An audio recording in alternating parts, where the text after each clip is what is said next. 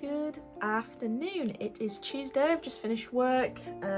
Quite bombarded with work at the moment, but I hope you enjoyed the little clips from the weekend. Not much there, but it's lovely scenery. But we were quite busy doing things at the allotment and stuff, so not much filming there.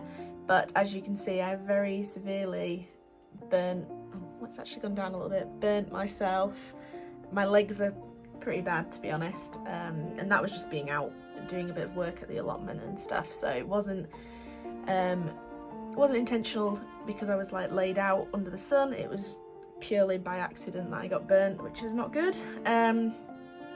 But I had an event planned for rugby which has actually been postponed following the government's announcement to push the easing of lockdown another month. So I actually am free at the end of this month, at the end of June, to do a stall. So I'll be doing another Kirksall stall. I haven't had time to do any restocking, but luckily I have quite a lot of stock still left over. So that will be what I'm doing at the end of this month, the weekend 25th, 26th. So I'm quite pleased with that. I'll hopefully make a little bit more money. And yeah, so that's good. I'm gonna be preparing for that, but like I say, most of the stuff is I've got stocked up on, so that's good. I can't talk today, clearly. So yeah, I've got that. I'm going to do a little bit of art in my sketchbook for a little bit, just to wind down before I go make dinner. I applied to be a guerrilla marketer for the Shop Independent Month. It was run by Holly Tucker, who is the founder of Not on the High Street, I believe. She is running a campaign where you can apply. They've probably run out by the time that you see this vlog, but you can apply to receive 3 posters, a pot of glue and a neon paintbrush, which I have just on the floor down there, which I'll show you a bit later. And I have to go and guerrilla market these posters and stick them up somewhere and take some pictures and potentially a video as well. So I've applied to do that, and I've just received my package with all that in, so that's quite exciting, something a bit different. The posters are quite nice actually. I think they're very well set out and eye-catching, so it's good, very good. I did a little bit of art over the weekend, nothing major, but I just used my Viva colour sheets to create this little page of roses. I don't know if you can see that. I feel like my camera's a bit, hold on. Focus? Anyway, it's not focusing very well, but just a little page of roses. But the pigment in the Viva colour sheet seems to come off. Every time I touch the red, I seem to get pink fingers, and I've many a time smeared that on my face whilst I've been out and about, which is not ideal. But I'm about to just do a little bit of art. I'm going to use my Posca pencils from my last scrawler box. Sorry, that's really loud. To maybe do a little Highland cow, just mess about in there, just to see what we're doing with that. But other than that, I've got no other news, and we will get on with this week. I'm not in the office this week, so I have plenty of things to do after work, but I am busy, so who knows what's going to happen with that. I don't know. But anyway, I'll see you in the next clip, I guess.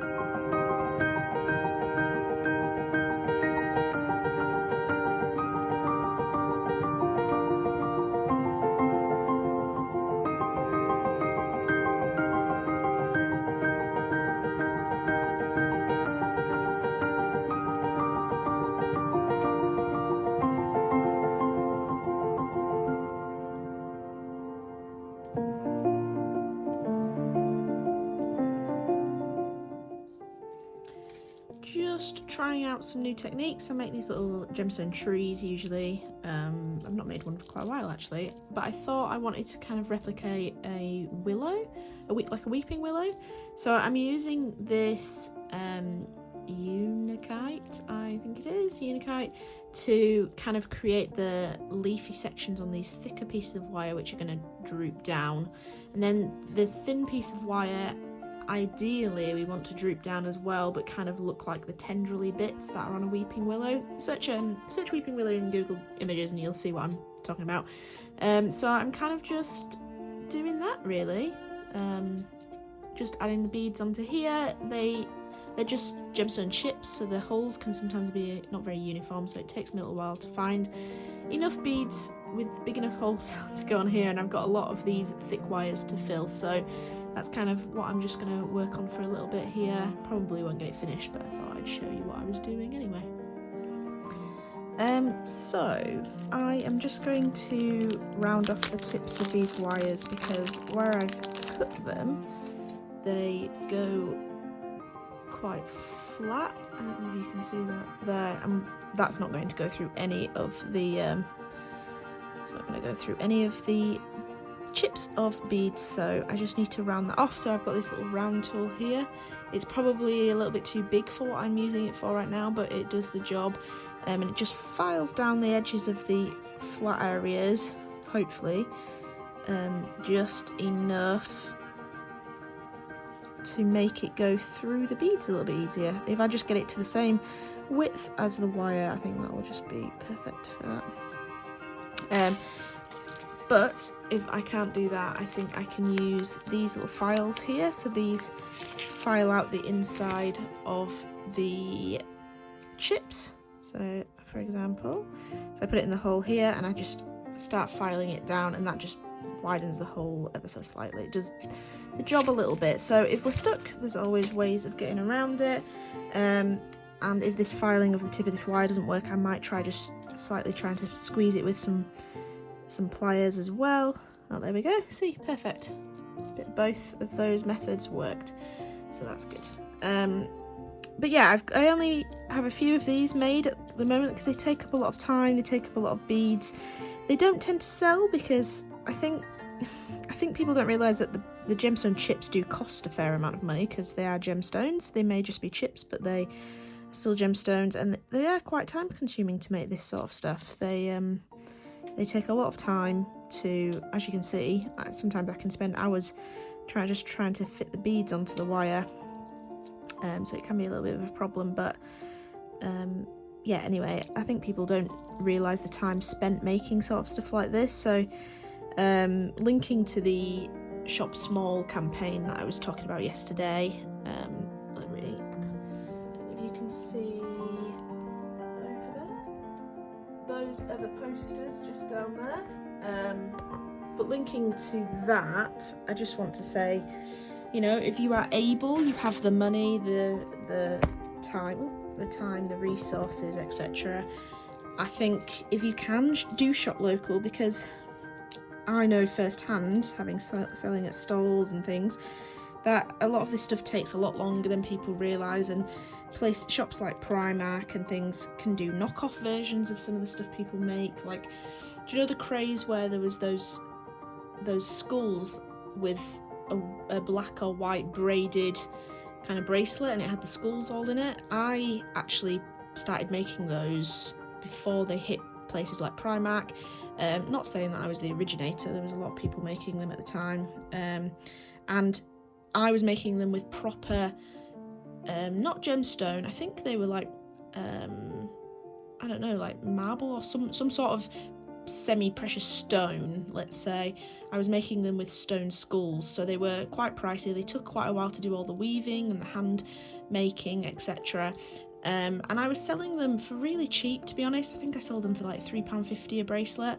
And to be honest, people, and this is the thing with stalls, if you are thinking of doing a stall for the first time, you do have to have a bit of thick skin, because you can be stood at that sort of stall waiting to sell your wares, and you can overhear people saying, oh, that's a bit pricey, blah blah blah, and it can be a little bit soul destroying. But I remember I was selling those bracelets for £3.50 a bracelet, and I overheard a lot of people saying they were too expensive, that they could find a cheap alternative in Primark, bearing in mind the Primark ones were made out of plastic. Not saying there's anything wrong with buying those, but if you see a small business owner selling those online or in person, if you have the means to, please support the small business, because, you know, a lot of effort and time goes into those, and they're more than likely made better. They're a bit better quality. They're just better. yeah, that's just my blanket statement really, to support local artists, and I was just wanting to link it to the supporting small businesses etc. campaign that's going on. Yeah, basically that's all I wanted to say on that front, but I'm excited about the stall coming up in 2 weeks now, so I'm a bit sad that the event that we had planned for rugby is not going ahead anymore, but the stall is going ahead, and I'm hoping I can get a lot done for that this weekend. I'm here by myself, so I'm going to get a lot of coasters and things poured hopefully, and hopefully I have enough time to cure the paint and then cure the heat resistant varnish and stuff. But I also have a commission that I really need to get on with, that I've had for a little while sat there, but it's been kind of in a queue for my commissions. I did order some hexagon and circular coasters to do some different shaped coasters. I did have a few people asking about that at the stall, so it's always very interesting. And like I say, if you are thinking of doing a stall, one thing that's really good is you get to know other stall holders, what they sell, what other stalls they attend, etc. It's very handy, and also it's handy to find out from buyers who inquire about a certain type of variation to the product you already sell. So like I say, I had a lot of people asking, can they mix and match coasters, which is something I'm open to doing, having like a bucket with mix and match coasters in.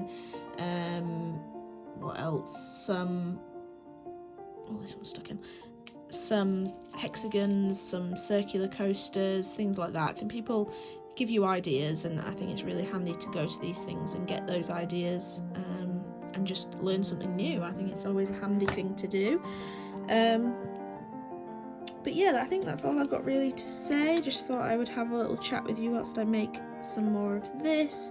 But I probably won't bore you with loads of filming of me making this, to be honest, because it takes quite a while. But that's that branch done there. Not too much to it, but hopefully we can fill all those up, and I've got enough beads that fit on.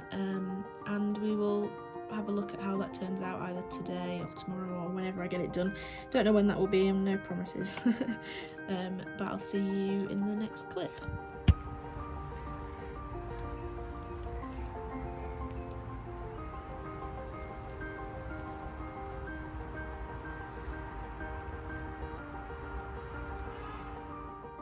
Good afternoon. I thought I would try something in the vlog because I'm planning a video coming soonish, where I want to make my own inks, my own kind of fountain pen and my own paintbrush sort of thing.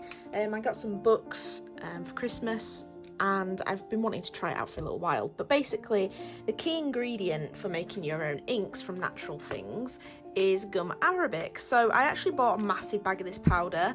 I'm not actually sure if it's the right stuff. I think it is. You can get it in liquid form, but I decided to get a powdered version because you can get a lot more of it. So I'm unsure on how to use it correctly. So this is a bit of an experiment. But basically, before I start making my own pigments from nature, so from, I don't know, soils, etc., I wanted to just see if the gum arabic would work. And I thought, if any of you saw my Culture Hustle Stuart Semple video where I used this lit powder, which is a glow-in-the-dark pigment powder, you will have seen that I tried to mix it with water and use it as a paint, which it worked, but as soon as it dried, it would actually just become a powder again, and it would start coming off when anything brushed over it, which was really, really annoying. So I thought, I wonder if the gum arabic will kind of almost cement it in the water and keep it mixed with the water so that it doesn't powder off. I don't know if it will or not, but I thought we'll experiment on the vlog and just see if we can do something. So I've got this this quick sketch that I did when I was watching a TV show, and I really liked how the light was coming from the computer onto her face, etc. So I'm thinking I'm just going to add a little bit of the glow-in-the-dark powder onto those areas, just to add a little bit of something to it. Not that anyone's going to see it, but I thought that's how we'll test out the pigment. But firstly, I want to mix it up. So let me get some bits. I want a little mixing. I'm going to use this. So I think I'm going to add Arabic powder first. Again, I don't really know how much to add. There's a hell of a lot in here. There's 500 grams in this big bag. It smells like vinegar. It's very odd. But I'm just going to add... Oh, would help if I opened the pot up first, wouldn't it? I have these little pots, so I'm going to do it just in one here. Let's have a look. So, we've got... I think I'm going to use... I'm going to do 2 of those, I think. Like I say, I'm not really sure how much I need to use, but let's try that much. I'm going to mix that with water, and then I'm going to mix in the lit powder after that. Do I have a pipette somewhere? I do. Okay, let me move that so that you're not blocking the light. And then I think...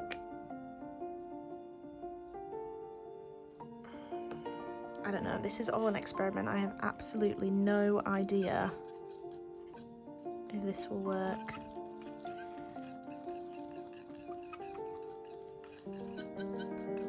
Sorry about that squeaking.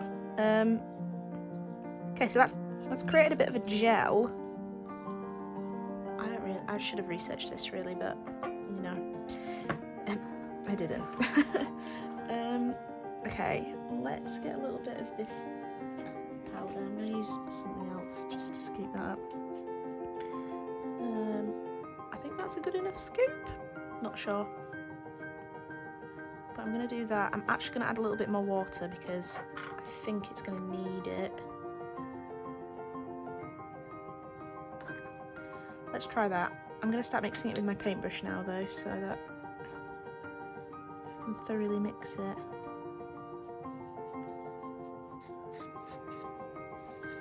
Now, still quite runny.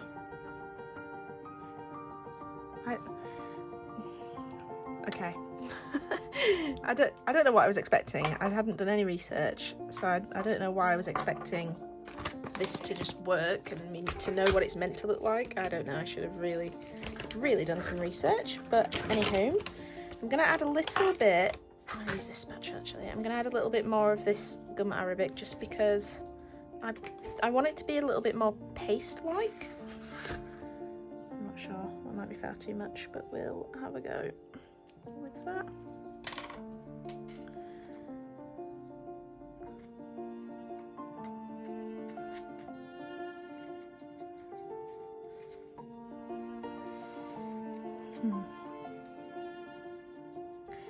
I think it's more common to use the liquid gum arabic. That I think Winsor & Newton do a version of that. So I don't know if that's more common to use than this powder, but like I say, it was a lot cheaper to buy the powder than it was to buy the liquid. So yeah, that feels a little bit better. I'm not really sure. Let's try a little bit anyway. I hope I don't ruin this artwork. But we will see. Let's get a tiny amount. Okay, let's go for here.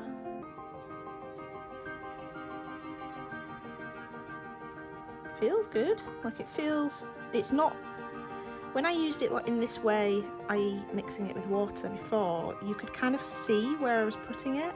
It kind of still looked green, whereas this definitely does not look green, which is good. In fact, it's kind of hard because I have no idea where I'm putting it on this. But I'm hoping once this dries, I'll show you it in the light box so that you can see whether it's worked. I'm just trying to add it kind of where that light would be lighting up areas.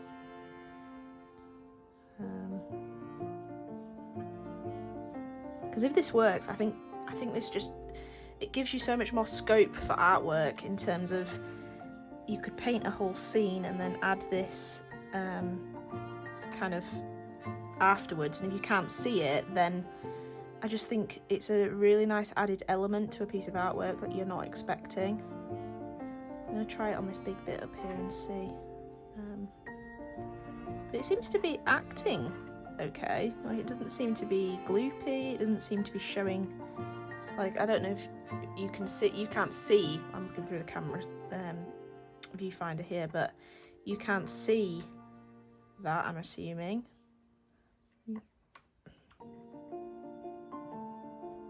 Okay, well, I'm going to do that.